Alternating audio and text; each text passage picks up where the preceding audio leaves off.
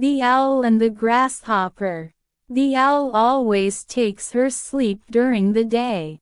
Then after sundown, when the rosy light fades from the sky and the shadows rise slowly through the wood, out she comes ruffling and blinking from the old hollow tree. Now her weird, hoo-hoo-hoo-hoo-hoo, echoes through the quiet wood, and she begins her hunt for the bugs and beetles, frogs and mice she likes so well to eat. Now there was a certain old owl who had become very cross and hard to please as she grew older, especially if anything disturbed her daily slumbers.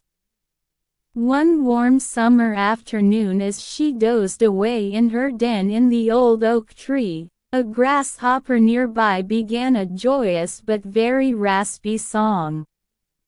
Out popped the old owl's head from the opening in the tree that served her both for door and for window.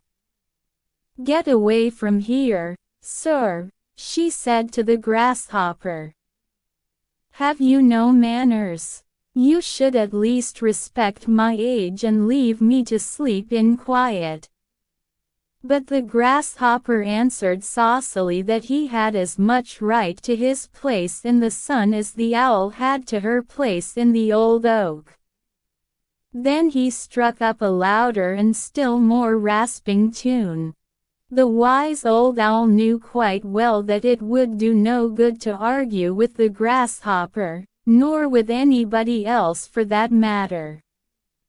Besides, her eyes were not sharp enough by day to permit her to punish the grasshopper as he deserved. So she laid aside all hard words and spoke very kindly to him. "Well, sir," she said, "if I must stay awake, I am going to settle right down to enjoy your singing.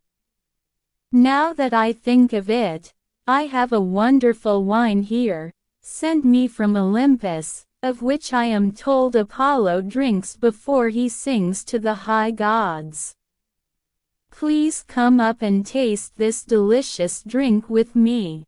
I know it will make you sing like Apollo himself." The foolish grasshopper was taken in by the owl's flattering words.